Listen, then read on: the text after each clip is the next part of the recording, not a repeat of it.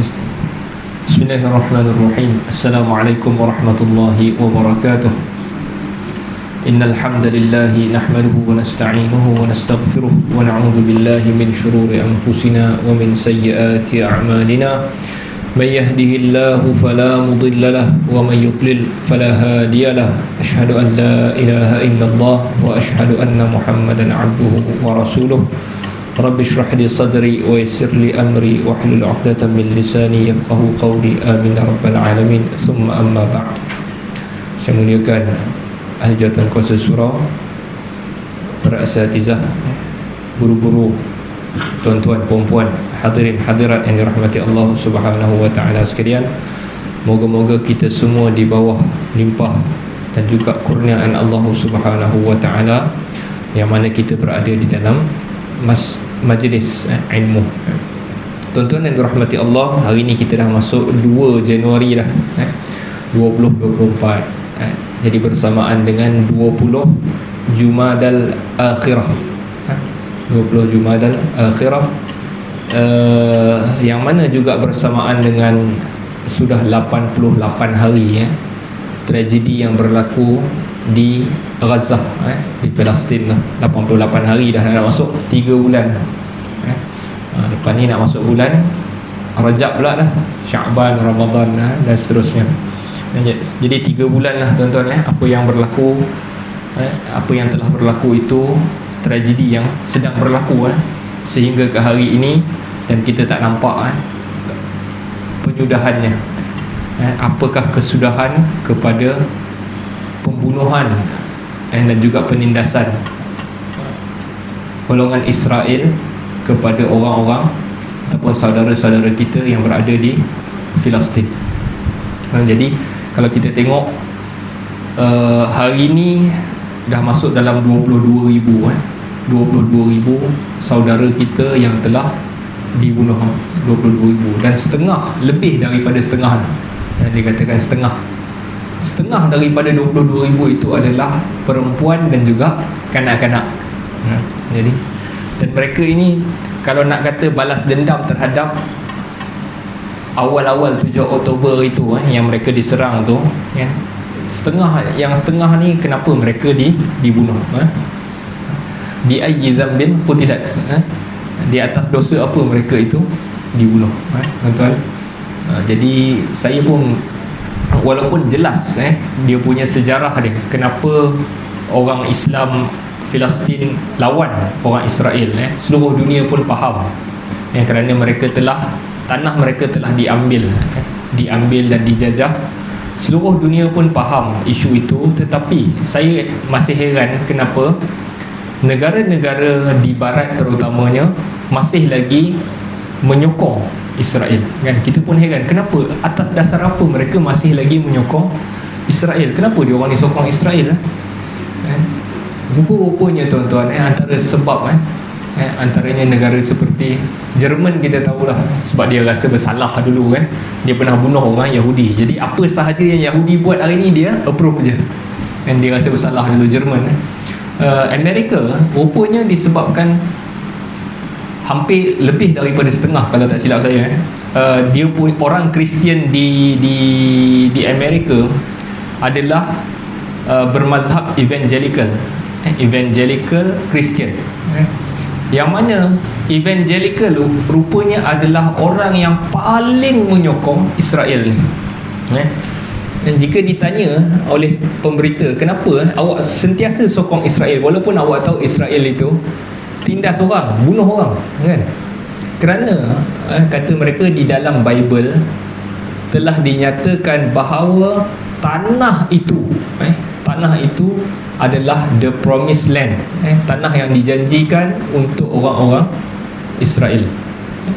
Jadi dalam Bible dah sebut dah. Jadi apa sahaja usaha Yahudi ataupun Israel di negara haram mereka itu ambil tanah orang Palestin, mereka akan sokong, sebab dalam Bible dah dinyatakan demikian. Lebih kurang ada 15, ada berbelas-belas lah verse di dalam Bible yang menunjukkan perkara tersebut. Tanah itu Tuhan sudah janjikan kepada anak cucu Abraham. Dalam Bible disebut sebagai Abraham. Orang Islam kita sebut Ibrahim lah, nama Arabnya. Antaranya adalah satu verse di dalam Genesis, chapter Genesis dalam Bible. Genesis ni macam surah dia lah, surah dalam Bible tu kan. Chapter dalam Bible, dia katakan Tuhan appear to Jacob, Tuhan itu muncul di hadapan Yaqub dan bagi tahu, antaranya dia bagi tahu, the land that I gave to Abraham and Isaac, I will give it to you, means to Jacob, and to your offspring after you. Maksud dia apa? Tuhan jumpa Yaqub, muncul di hadapan dengan Yaqub, dan Tuhan janji dengan Yaqub bahawa tanah yang dahulu aku bagi kepada Ibrahim dan juga Ishak, aku akan bagi juga kepada Jacob. Jacob ini nama lain dia adalah Israel. Yaqub, Nabi Yaqub, nama lain dia adalah Israel. Maksudnya orang Israel ambil verse ini, jadikan dalil bahawa tanah itu adalah tanah mereka, tanah dia lah, kan? Dan tuan-tuan, kenyataan ataupun verse ni macam ayat lah, kan? Ayat di dalam Bible ini dicabar lah. Antaranya kita punya tokoh iaitu Ahmad Didat. Ahmad Didat, dia cabar statement ni dulu. Dia cabar, betul ke itu yang Tuhan janjikan? Maksudnya Tuhan pernah menjanjikan tanah kepada Ibrahim dan juga Ishak, dan Tuhan dah bagi dah kepada dia orang. Ahmad Didat cabar verse ini. Dia kata kita kena tengok dalam Bible juga, direkodkan apabila Abraham mati, Nabi Ibrahim meninggal, anak dia beli tanah untuk tanam dia. Dalam Bible ada cerita they purchase the land, maksudnya dia beli tanah kubur untuk tanam Ibrahim, menunjukkan Ibrahim tak memiliki tanah pun sebenarnya dalam hayat dia. Jadi menunjukkan apa? Perkataan yang kata Tuhan berjanjikan di orang tanah itu adalah perkataan yang ditambah, bukan asal. Sebab kalau Tuhan janji, takkan benda itu tak berlaku, betul? Kalau Tuhan janjikan tanah, seluruh tanah Kanaan itu, tanah Kanaan yang dia orang claim tu, Kanaan tu Palestin lah hari ni. Adakah kalau dijanjikan tanah itu, takkan Ibrahim tak dapat? Waktu dia mati, anak dia beli tanah untuk tanam Ibrahim. Jadi ini menunjukkan ayat itu adalah ayat yang ditambah kemudian di dalam Bible. Jadi sebagai orang Islam, kita pun dah percaya dah. Maknanya Allah Ta'ala sebut di dalam surah Al-Baqarah, fawailul lilladzina yaktubuna al-kitaba biaydihim summa yaquluna hadza min indillah. Celakalah tangan-tangan yang menulis dengan tangan-tangan mereka, kemudian kata inilah ayat Allah. Kan dia orang masukkan ayat mereka sendiri di dalam Bible dan mereka kata ini Allah yang cakap. Allah dah bagi tahu dah. Maksudnya ayat yang memang ada ditambah di dalam Bible. Nampak kan? Jadi mereka beriman dengan berbelas-belas verse yang kebanyakannya di dalam Genesis lah. Saya perasan Genesis, saya tengok dia punya reference Genesis. Maknanya banyaknya ayat yang dimasukkan tu di dalam surah Genesis. Dalam surah Genesis yang dimasukkan tu menunjukkan asalnya benda tu tidak ada, ditambah kemudian. Jadi mereka menggunakan verse itu, dan evangelical ini beriman dengan benda tu. Benda yang tipu tu mereka beriman, tuan-tuan. Jadi asalnya tipu, dan mereka sokong Israel hari ini di atas satu verse yang palsu, yang bukan ada pun sebenarnya di dalam Bible asalnya. Kemudian tuan-tuan, kalau kita ambil lah juga, kalau katakanlah kita sekarang ni verse itu ada dalam Bible, kita kata okey lah, kita percayalah, memang mungkin ada lah ayat tu kan, kita kata boleh, kita terima ayat itu. Tanah itu diberikan kepada Ibrahim dan juga anak cucunya. Adakah anak cucu Ibrahim hanyalah keturunan Yaqub sahaja? Tak. Adakah untuk diorang sahaja? Tak, betul. Ibrahim ada dua anak yang kita tahu. Siapa? Ishak dan juga Ismail. Jadi daripada jalur Ishak ni datanglah Yaqub, Israel tadi tu. Yang hari ni mereka pun bukan, mereka dia salah satu daripada keturunan Israel tu lah, yang banyaknya hari ni kata. Tapi bukan untuk keturunan itu. Anak Ibrahim ada Ismail keturunan dia siapa? Arab. Jadi Arab Palestin, kalau kita pakai verse itu untuk keturunan Ibrahim, orang-orang Palestin Arab itu juga berhak terhadap tanah itu. Dan hari ni kalau kita tengok, kalau kita ambil DNA lah, orang Israel sebenarnya mereka bukan macam hari ni. Asal dia orang bukan kulit macam hari ni. Dia orang macam orang putih hari ni. Kalau tuan-tuan tengok orang Israel hari ni macam orang Eropah, orang putih, matanya biru kan. Mereka ini telah bercampur dengan orang-orang Eropah kan, sebab mereka lari dulu ke Eropah jadi mereka dah bercampur dan mereka mungkin ada sikit je lagi. Dan orang kalau nak ikutnya yang lebih berhak DNA orang-orang Palestin ini, orang Palestin tu lebih layak untuk tanah itu. Jadi mereka beriman dengan suatu benda yang tipu, benda yang tipu, dan benda tu kalau betul pun kita kira yang lebih berhak adalah orang Arab Palestin terhadap tanah tu, tuan-tuan. Jadi benda itulah yang mungkin saya dengar 2-3 hari ni, jadi saya cerita baliklah kepada tuan-tuan kan. Mereka beriman dan sumbangan, tuan-tuan. Dulu saya pun ingat kenapa Amerika sentiasa sokong Israel ni. Sebab kita rasa dulu dia orang lobby, orang-orang politik Amerika ni dia orang lobby so dia orang bagi duit supaya nanti bila dah memerintah bagi tolong balik Israel. Dia orang lobby, politik-politik orang Amerika. Rupanya evangelical ni bagi sumbangan lagi banyak daripada agamawan, orang-orang yang evangelical ni, Christian evangelical ni bagi lagi banyak kepada orang Israel sebab beriman dengan ayat yang Bible tadi palsu tadi. That is their promised land. Dia orang kata ini adalah tanah dua. Yang ni golongan ni kita panggil sebagai Zionist Christian kan, Zionist Christian. Ya tuan-tuan, jadi di samping kita menyambut tahun baru ni tuan-tuan, jadi jangan kita lupa jugalah saudara-saudara kita yang tak habis lagi. Tahun mereka masih tak habis lagi kan, dengan pembunuhan demi pembunuhan dan bukan sekadar di Gaza tetapi mereka Gaza di sebelah selatan Palestin tu, di sebelah tebing barat pun samalah Di samping mereka serang tu, sehari dia orang bom 15 orang mati, 20 orang mati sekali bom mati di kemah-kemah pelarian tu. Dan masa yang sama mereka duk ambil tanah di tebing barat tu. Di tebing barat tu mereka ambil tanah orang, kebun orang Islam, ambil rumah orang Islam, halau macam tu, dan mereka ada senjata. Rakyat mereka diberi senjata oleh menteri mereka, menteri dalam negeri dia. Kita punya menteri dalam negeri contohnya bagi senjata kepada kita untuk halau orang Palestin macam tu lah lebih kurang.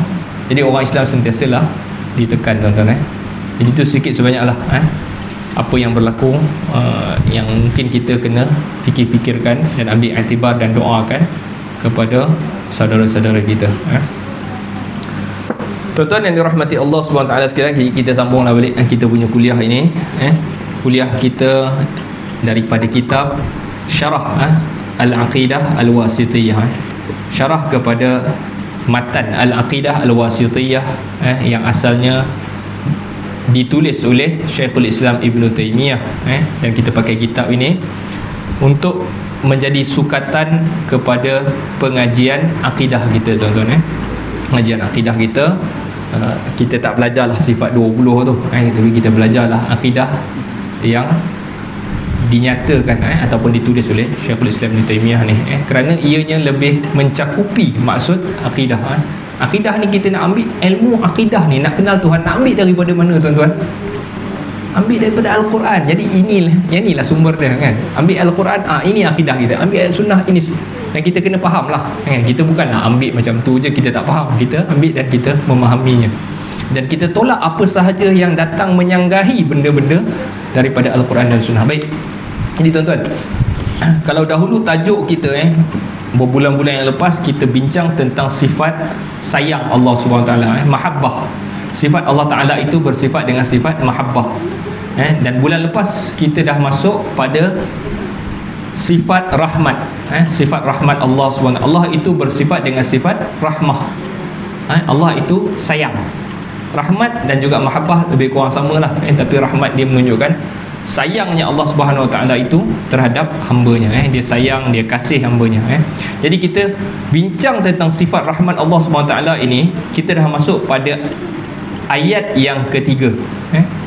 Ayat yang pertama kita buktikan Allah itu bersifat dengan sifat rahmat dengan firman Allah Bismillahirrahmanirrahim. Surah An-Naml, Allah Ta'ala, wa innahu bismillahirrahmanirrahim, dengan nama Allah yang maha penyayang lagi maha mengasihani, Rahman dan juga Ar-Rahim. Tuhan itu bersifat dengan sifat rahmat. Ayat yang kedua adalah Rabbana wasi'at kulla syai'in rahmatan wa ilma. Wahai Tuhan kami, luas segala sesuatu rahmat dan juga ilmu. Wahai Tuhan kami, Engkau meliputi segala sesuatu dengan rahmat dan juga ilmu. Allah Ta'ala bersifat dengan sifat rahmat. Dan yang ketiga kita bincangkan hari itu adalah wa kana bil mu'minina rahima. Dan adalah dia, iaitu Allah, terhadap orang-orang yang beriman rahimah, menyayangi mereka. Allah Ta'ala menyayangi orang-orang yang beriman. Baik, hari ini kita nak masuk pada ayat yang keempat. Syekhul Islam nak buktikan Tuhan itu bersifat dengan sifat rahmat. Sekali lagi, kenapa kita nak kena banyak dalil nak beritahu Tuhan itu bersifat dengan sifat rahmat? Sebab tuan-tuan, ada golongan yang menafikan Tuhan itu bersifat dengan sifat rahmat, sayang. Ada golongan yang menafikan. Sebab bagi mereka tak masuk akal. Tak masuk akal. Tak apa, nanti kita bincangkan. Baik, ayat yang keempat, firman Allah Subhanahu wa taala, wa rahmati wasi'at kulla syai'. Allah Taala berfirman di dalam surah Al-A'raf, dan rahmatku meliputi segala sesuatu. Rahmat aku meliputi segala sesuatu. Okey. Jadi sebelum daripada ayat ni, Allah Taala sebut azabi usibu bihi man asya'. Lepas tu bawa Allah Ta'ala sebut wa rahmati wasi'at kulla syai'. Maksud dia apa? Azab aku ini aku timpakan kepada siapa yang aku mahu, dan rahmat aku meliputi segala sesuatu. Apa yang kita faham daripada ayat ni? Pertama sekali, Allah itu bersifat dengan sifat rahmat lah. Itu nak cerita dalam kita punya buku ni. Tetapi yang keduanya, kita nak faham juga Allah Ta'ala itu sentiasa mendahulukan rahmat daripada azabnya. Allah Ta'ala sentiasa mendahulukan azab, mendahulukan rahmat.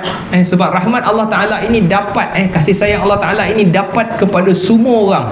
Dalam perut ke budak tu, bayi ke budak tu, Allah Ta'ala pelihara dia, sayang dia. Dewasa ke semua dapat. Muslim ke dia, kafir ke dia, dia dapat rahmat Allah SWT. Dia dapat kasih sayang Allah Ta'ala. Manakala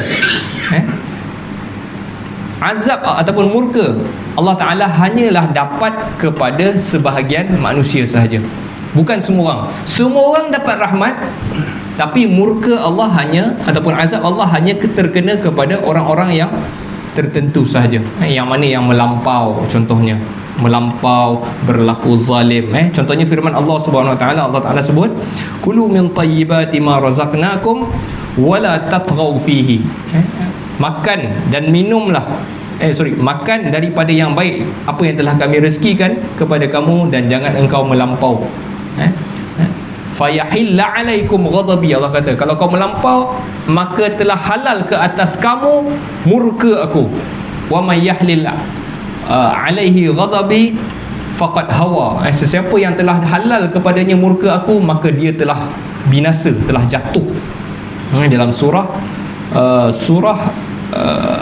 Taha, surah Taha, maknanya Allah Ta'ala hanya mengenakan azab dia ataupun murka dia kepada sebahagian orang. Rahmat Allah Ta'ala kita boleh nampak semua orang, ataupun lebih daripada azab dia, murka dia. Contohnya sebagai seorang yang beriman kepada seorang yang buat maksiat, yang buat maksiat kepada Allah Ta'ala. Sepanjang hidup dia buat maksiat, di akhir hayat dia terima Islam, dia beriman kepada Allah, dia mati, adakah Allah Ta'ala akan balas segala yang dia buat tu? Tak.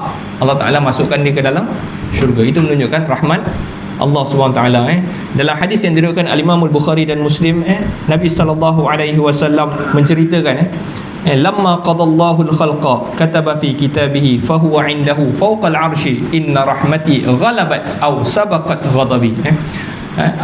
Nabi SAW ceritakan, apabila Allah Ta'ala selesai ciptakan makhluk ni, Allah Ta'ala tulis di dalam satu buku, dan buku itu ada di sisinya di atas arash. Dia tulis apa di dalam buku itu? Inna rahmati, sesungguhnya rahmat aku, ghalabat, mengalahkan ataupun mendahului, sabaqat, mendahului ataupun mengalahkan ghadabi, kemurkaanku.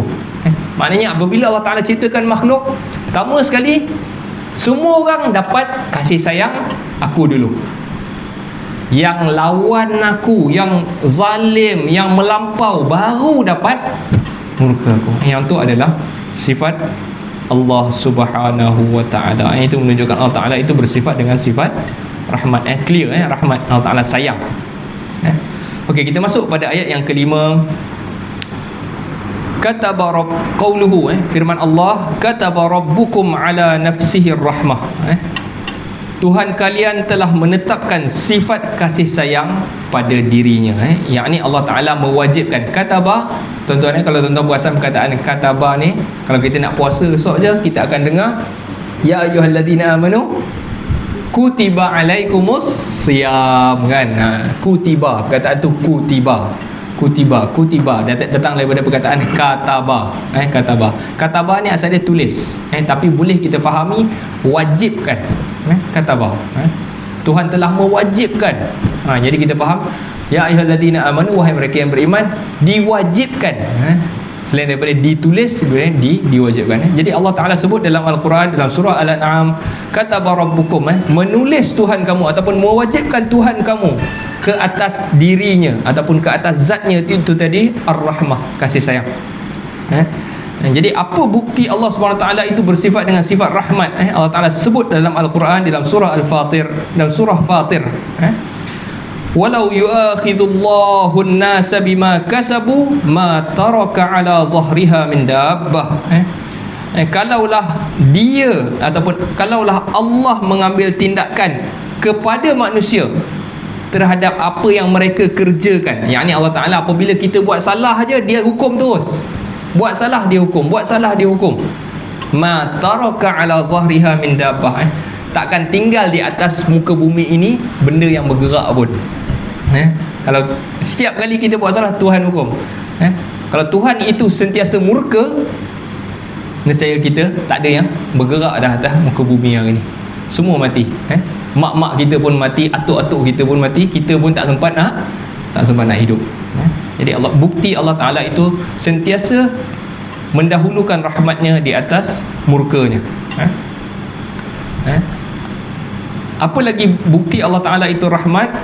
Allah Ta'ala sebut dalam surah Al-An'am, annahu man amila minkum su'an bijahalatin summa taba min ba'dihi wa aslaha fa annahu ghafurur rahim. Sesungguhnya sesiapa yang mengerjakan di kalangan kamu sesuatu kejahatan dengan jahil, dengan jahil. Jahil ini dalam Al-Quran dia boleh faham dua. Satu, tak tahu, buat benda buruk tak tahu, ataupun dia buat benda buruk itu sebab jahalah, dia tak boleh nak kontrol, dia nak buat juga. Dia nak buat juga, hati dia nak buat juga, dia buat juga, kan? Okay. Di kalangan kamu yang buat satu keburukan dengan jahalah, kemudian dia bertaubat, kemudian dia memperbaiki, sesungguhnya dia, iaitu Allah, Maha Pengampun lagi Maha Mengasihani, sayang, kasih, Ghafurur Rahim. Tuhan itu Rahim. Jadi Tuhan dia tak hukum dulu, dia bagi kita peluang untuk kembali balik kepada dia, menunjukkan dia bersifat dengan sifat apa, tuan-tuan, yang kita belajar ni? Sifat Rahim. Rahim, Tuhan itu bersifat dengan sifat rahmat, Rahim. Okey. Jadi dia bagi contoh di dalam kitab ni, seandainya seorang laki-laki berbuat dosa selama 50 hari, kemudian dia bertaubat dan memperbaiki dirinya selama 50 hari, maka menurut keadilan, kalau kita ikut keadilan Tuhan itu, kita hanya rasa Tuhan itu adil sahaja, kan? Bukan rahmat. Jadi dia dihukum kerana dosa 50 hari dan dibalas atas kebaikan selama 50 hari. Sepatutnya Tuhan tu, kalau kita buat dosa 50 hari, dihukum 50 hari, lepas tu dapat buat baik, dia bagi balas balik kebaikan 50 hari. Tetapi Tuhan macam tu ke? Tidak.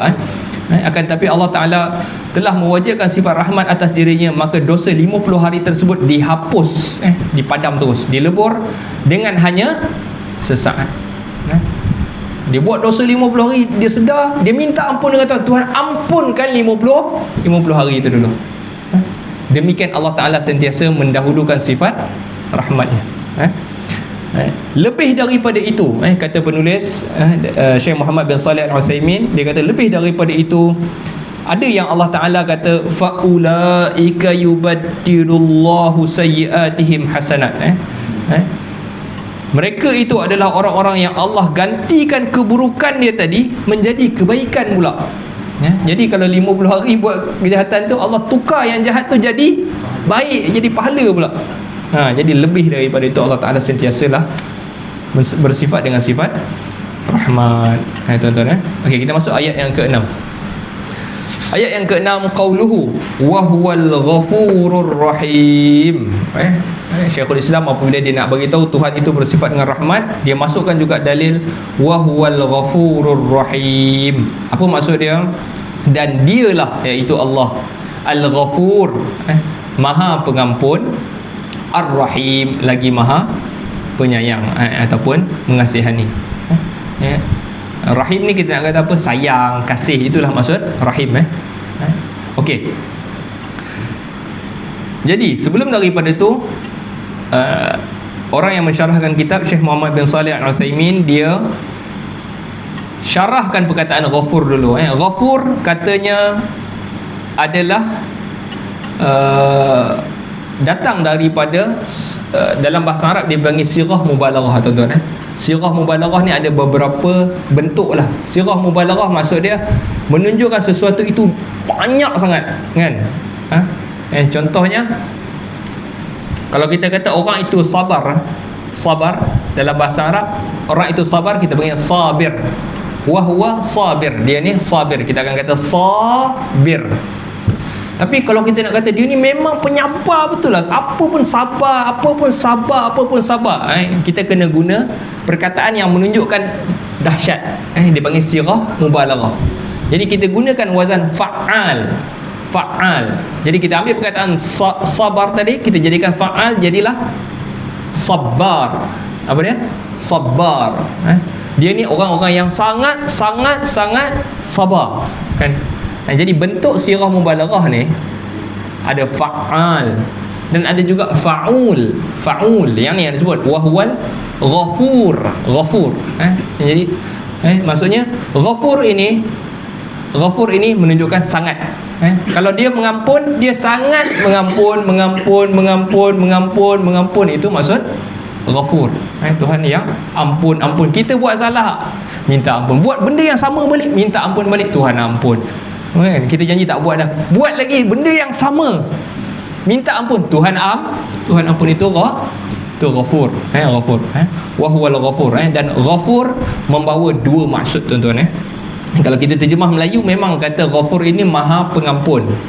Tapi ghafur actually sebenarnya datang daripada dua maksud. Yang pertama tutup, dan juga satu lagi lindung daripada akibat dosa tu. Apabila kita buat dosa, kita akan dihukum. Tapi bila Tuhan tutup dan Tuhan lindung daripada akibat dosa, kita selamat. Dia datang daripada perkataan mighfar. Mighfar ni Arab dulu pakai topi besi tu. Mighfar, dia panggil topi besi. Bila nak perang pakai topi besi, mighfar. Jadi apa tujuan topi tu? Dia nak tutup kepala kita daripada kena serang, dan dia juga lindung daripada kecederaan di kepala ni. Mighfar. Jadi dia tutup dan dia lindung. Itu maksud ghafur. Tuhan itu tutup dan juga lindung. Jadi Tuhan itu dia sebut diri dia adalah wahwal ghafurur rahim. Dia tutup dan lindung kita daripada dosa kita, ar-rahim, dan dia sayang kat kita. Dan dua benda ini adalah dua benda yang semua manusia harapkannya, iaitu apabila Tuhan tutup dan lindung kita, maknanya kita tak ada dosa. Tuhan gugurkan dosa kita, kita tak ada balasan. Dan yang kedua, bila Tuhan sayangkan kita, kita masuk di dalam syurga. Itu yang kita nak, itu sahaja. Di akhir hidup kita, kita nak apa? Dua benda ni. Tuhan ampun kita, Tuhan sayang kat kita. Maknanya bila Tuhan sayang, Tuhan masukkan kita dalam syurga. Dua je. Bila orang mati, kita doakan apa? Allahumma firlahu, ya Allah tutup dan lindung dia, warhamhu, dan sayang dia. kasih dekat dia. Tuhan itu bersifat dengan sifat kasih. Okey, jadi itu menunjukkan Tuhan bersifat dengan sifat kasih, Ghafur dan juga Ar-Rahim. Okey. Ada satu hadis tuan-tuan yang diriwayatkan oleh hadis yang sahih. Anna Allah azza wa jalla yakhlu yawmal qiyamah bi 'abdihi wa yuqarriruhu bi dhunubihi wa yaqulu 'amilta kadza wa 'amilta kadza hatta yuqirra. Fayaqulu Allah azza wa jalla lahu qad satartuha 'alaika fid dunya wa ana aghfiruha lakal yawm. Pada hari kiamat nanti Allah Ta'ala, Nabi SAW ceritakan, Allah Ta'ala akan bersendiri dengan hamba dia. Maksudnya apabila Tuhan judge kita esok, Tuhan dan kita sahaja.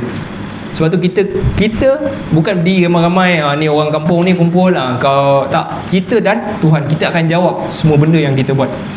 Jadi Tuhan akan tanya kita one by one esok di hari akhirat, one by one, menyendiri. Nabi kata yakhlu, maksud dia bersendiri dengan Tuhan. Dia menetapkan dosa-dosanya. Allah Ta'ala berfirman kepadanya, jadi Allah Ta'ala akan kata kepada kita esok, kamu telah melakukan ini, kamu telah melakukan ini, yang ni benda-benda dosa, kau dah buat ni dulu kan. Kita Tuhan sebut tu hatta yuqirra, sampai kita mengaku, ya memang aku buat. Betul tak kau buat? Ni bukti dia kan. Ada gambar semua ke apa dia. Sampai kita mengaku.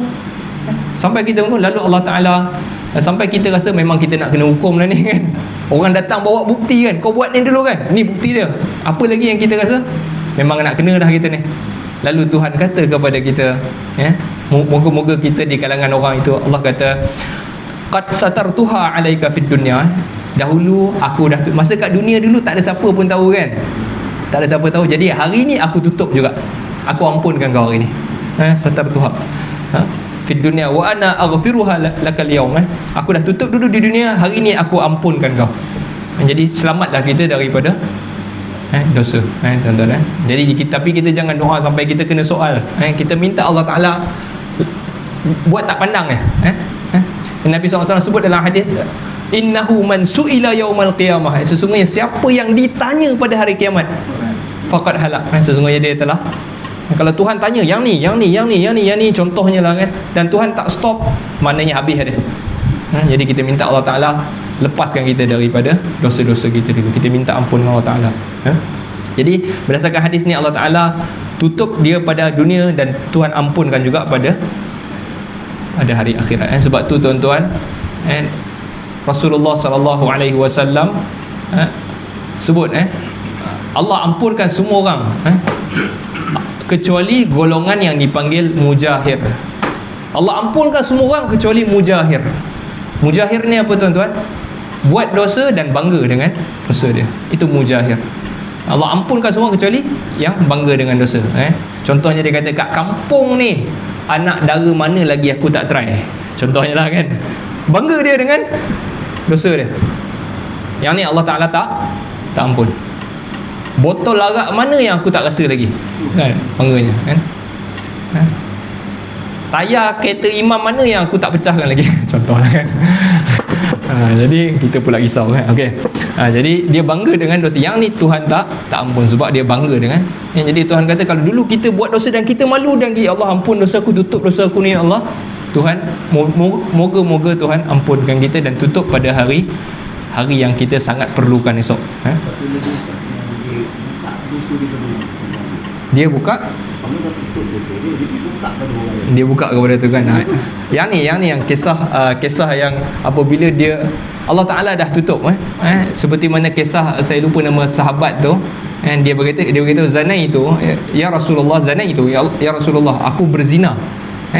Dan Umar ada di situ. Umar marah dia.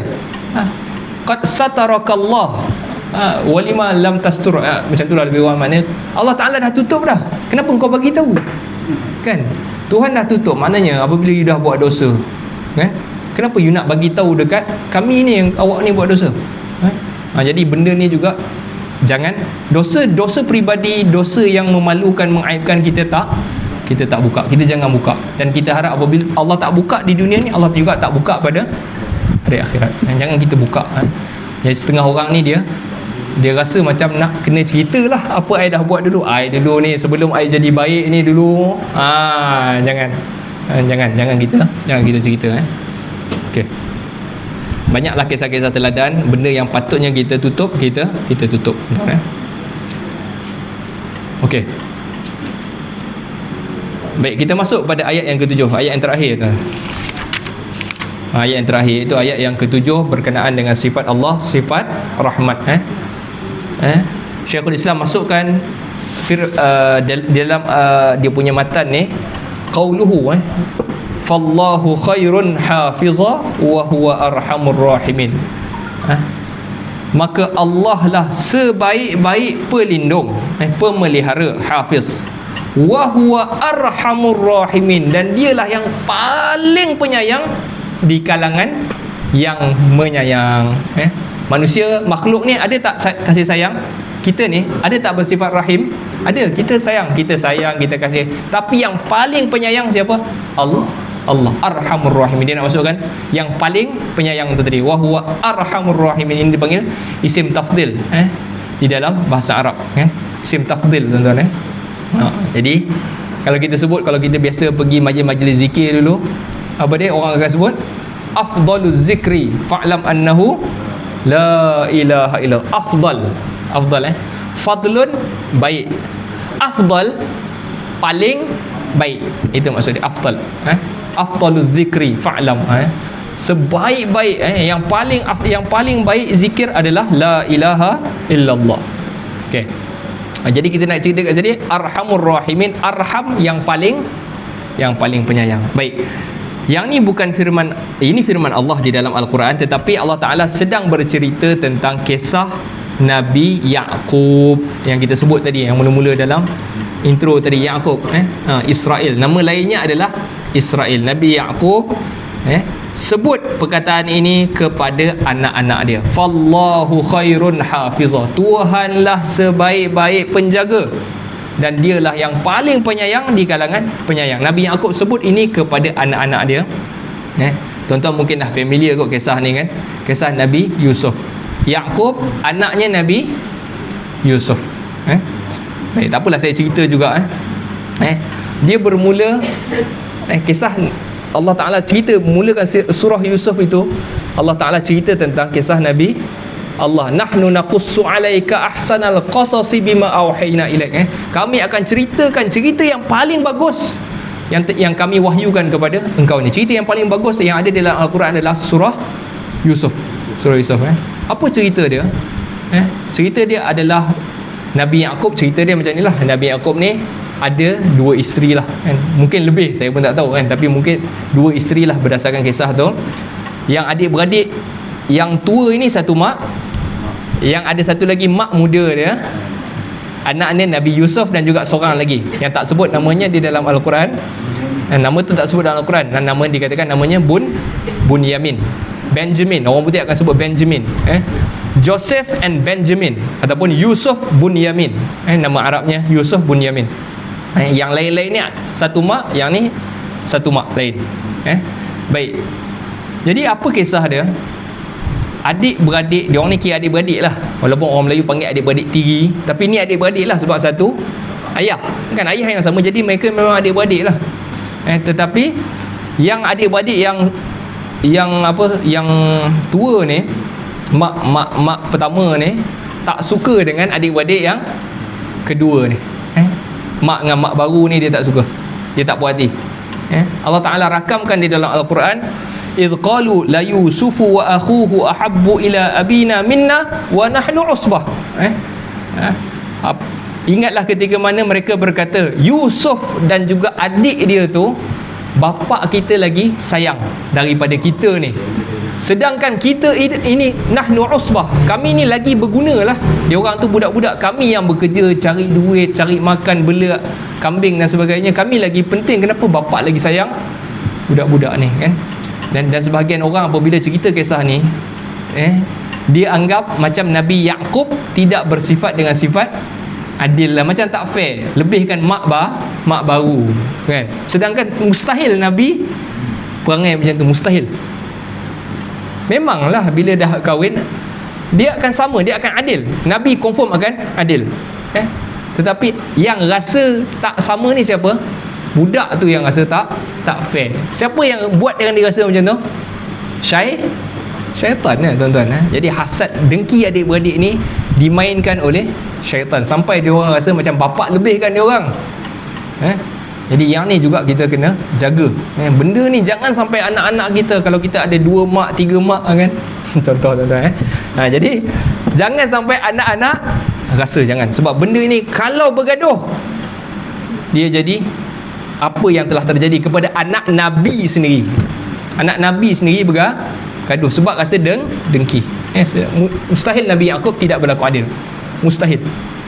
Nabi Yaqub adil. Anak yang rasa macam tak adil. Jadi apa plan anak-anak yang tua ni tadi? Dia kata apa? Uqtulu Yusufa awitrahuhu ardan yakhlu lakum wajhu abikum. Pertama, kita punya plan adalah kita sama ada kita bunuh Yusuf ni dulu. Takkan nak bunuh dua-dua kan? Bunuh seorang dah lah, sebab nampak macam Yusuf ni lagi bapak favourite. Jadi kita bunuh Yusuf, atau kita campakkan dia di suatu tempat. Apabila hilang esok Yusuf ni, mati ke dia, ataupun kita hantar di tempat lain, nanti bapak kita ni nanti akan pandanglah balik kita ni. Yakhlu lakum wajhu abikum. Nanti bapak kita akan dah Yusuf dah tak ada, dia pandang kita lah. Wa takunu minas salihin. Dan kita pula akan jadi nampak macam orang baik lah. Yusuf dah tak ada. Jadi itu plan dia. Lalu apa yang mereka buat? Mereka bunuh ke Yusuf? Tak. Mereka tak bunuh Yusuf. Mereka campakkan dia ke dalam perigi. Lalu dikutip oleh orang-orang yang berjalan, dan Yusuf dibawa masuk ke Mesir. Jadi asal je tempat mereka itu adalah di Kan'an. Kan'an ni mana tuan-tuan? Palestin hari ni. Itu asal Bani, keturunan dia orang dulu lah. Dia orang asalnya kawasan tu. Yusuf ditangkap, bawa masuk ke Mesir. Jadi hamba orang ni, sampailah satu hari dia dibeli oleh menteri. Al-Aziz beli dia, letakkan dia di rumah. Bila dia jadi hamba di rumah ni, dia ni handsome sikit, dah muda kan. Dia daripada kecil membesar, jadi hamba. Bila besar handsome. Duduk di rumah tu. Isteri Al-Aziz ni tadi, Al-Aziz adalah gelaran kepada orang besar di Mesir lah. Sama ada dia ni menteri ke, orang besar lah. Orang besar, menteri lah, kita anggap menteri. Jadi duduk di rumah tu, isteri dia suka dengan Yusuf. Sampai dituduh lah apa yang berlaku itu, kalau baju tu koyak daripada belakang kan. Jadi kita tahu kisah tu kan. Baju ni nak tuduh Yusuf goda isteri dia, tapi baju Yusuf yang koyak tangan belakang. Macam mana lah dia goda baju dia yang koyak tangan belakang? Jadi akhirnya Yusuf pun disumbat dalam penjara. Apabila disumbat dalam penjara, setelah sekian lama ada kawan dalam penjara. Detail cerita Al-Quran. Dia duduk tu, kawan ni mimpi, Nabi Yusuf ceritakan apa yang dimimpikan tu. Sampailah suatu hari raja mimpi. Raja mimpi berulang-ulang. Setiap malam mimpi. Dia mimpi apa? Raja di Mesir mimpi 7 ekor lembu yang kurus dimakan oleh 7 ekor lembu yang gemuk. Ditelan oleh yang kurus, ditelan yang gemuk. 7 ekor ni telan, dan juga ada 7 batang, 7 sumbulah, maknanya 7 dahan. 7 dahan yang basah dan 7 dahan yang kering. Yang tu yang dimimpikan oleh raja. Jadi dia tanya kepada pembesar-pembesar, aftuni ayyuhal malak, bagi tahu aku apa yang aku mimpi ni. Setiap malam aku mimpi ni. Lalu pembesar tu pun kata adghasu ahlam, ini semua mainan tidur saja. Lalu cerita ni, orang yang kawan dia tadi yang keluar daripada jail tu tadi, dia tahu Yusuf pernah tafsirkan mimpi dia, dan betul. Jadi dia bawa cerita tu kepada Yusuf, dan Yusuf tafsirkan mimpi raja tu, dan raja panggil Nabi Yusuf. Apa mimpi dia? Maknanya Nabi Yusuf kata akan berlaku 7 tahun yang susah. Jadi kau kena simpan. Apabila 7 batang tu menunjukkan apabila kau tuai esok, kau simpan dengan dahan-dahan tu sekali. Ada dalam detail cerita dia. Apabila kau tebang pokok tu, jangan ambil hasil je, tebang dengan batang-batang, simpan batang tu sekali. Sebab untuk bila susah esok, benda tu tahan lagi. Jadi okey. Jadi Yusuf pun dah cerita 7 tahun susah, 7 tahun senang. Apabila dah tu raja pun apa? jadikan dia orang yang dipercayai. Lalu apabila raja offer je, engkau sekarang ni orang yang kami percaya, Yusuf terus minta jawatan, ij'alni khaza'inal ard, jadikan aku orang yang jaga perbendaharaan negeri ni. Jadi macam menteri kewangan lah, yang jaga duit ni, jaga kereta ni, jadikan aku menteri kewangan. Yusuf minta jawatan, sebab dia kata inni hafizun alim, aku orang yang boleh jaga duit dan aku pandai. Jadi lantiklah dia jadi menteri. Jadi setelah lama tuan-tuan, apabila berlaku 7 tahun susah tu, Mesir dulu dia bukan satu empire besar, tak. Mesir dulu ada empire di situ, ada empire di sini, dekat-dekat dia ada empire, ada banyak raja. Apabila 7 tahun tak ada makanan, semua empire ni kerajaan-kerajaan ni semua jatuh. Tinggallah satu-satunya kerajaan Nabi, yang Nabi Yusuf selamatkan tadi. Itu je yang selamat. Dia takung air dan macam-macam lah dia buat untuk jaga. Dia ada empangan semua. Jadi dia sahaja yang selamat. Jadi yang sekeliling dia ni semua jatuh dan semua mengemis balik datang kepada empire ni. Termasuklah orang yang jauh sikit macam di Kanaan, dekat juga dengan Mesir kan. Kita tahu Palestin sempadan dia Mesir juga kan. Jadi yang tu pun, yang tempat asal Nabi Yusuf ni, mak ayah dia tadi, abang-abang dia tadi yang duduk situ tu pun datang mengemis kepada dia. Jadi apabila datang mengemis tu tadi, Nabi Yusuf bagi-bagikan, dia kenal abang-abang dia. Dia kenal, abang-abang aku dulu yang buang aku dulu tu datang mengemis balik dekat sini. Jadi dia buat apa? Dia cakap, engkau ada adik kan? Adik tiri lah. Maksud dia siapa? Bunyamin lah, yang adik-adik dia tadi kan. Kau ada Bunyamin. Next time kalau kau tak bawa dia, aku tak nak tolong kau dah. Dia jadi butter lah. Maknanya orang tu datang bawa barang untuk dibagi kepada kerajaan, kerajaan bagi makanan. Next time kau tak bawa Bunyamin, aku tak ada perniagaan dengan kau. So next time dia pun pujuk lah bapak dia. Sebab dulu bapak dia lepaskan Nabi Yusuf kan, dia ajak, jom lah, bawa lah Nabi Yusuf keluar, kita nak main dengan Yusuf. Sekali dia campak dalam perigi kan. Kali ni dia minta yang adik pula, sebab Nabi Yusuf suruh panggil adik kau, Bunyamin tu. Lalu kat sinilah apabila diminta kepada bapak dia Nabi Yaqub, tolonglah kerajaan Mesir minta Bunyamin ni, kalau tidak kami tak boleh nak ambil makanan. Waktu tu barulah, inilah perkataan Nabi Yaqub, fallahu khairun hafiza wa huwa arhamur rahimin. Dan Allah lah sebaik-baik penjaga, wa huwa arhamur rahimin, dan dialah yang paling penyayang di kalangan penyayang. Jadi kita nampak kisah ayat ni nak menunjukkan walaupun Nabi Yaqub itu sedih, tapi akhirnya Tuhan temukan balik.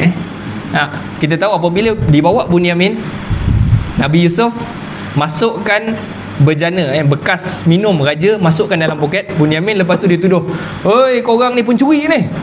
Ada dalam Bunyamin punya poket, dia tangkap Bunyamin. Jadi abang-abang dia ni balik jumpa ayah dia tanpa Bunyamin. Macam mana dia buat kepada Yusuf dulu? Dia bawa Yusuf keluar, Yusuf hilang, kena makan serigala katanya. Kali ni bawa pula Bunyamin pun hilang. Yang itu yang ayat ni, fallahu khairun hafizan wa huwa arhamur rahimin. Jadi tapi akhirnya Tuhan dan menangis sehingga putih mata Yaqub. Akhirnya Tuhan temukan balik mereka. Wa huwa arhamur rahimin, dan dialah yang paling banyak. Saya ingat sampai sini dulu tuan-tuan. Nanti kita sambung balik pada ayat yang ke-7 ni, apa yang dinyatakan di dalam kisah ni. Wallahu ta'ala alam. Masuk dah so, asallallahu ta'ala yanfa'na bima sami'na wa yaj'alana hudatan muhtadin. Sallallahu ala sayyidina Muhammad wa ala alihi wa sahbihi wa sallam. Walhamdulillahi rabbil alamin.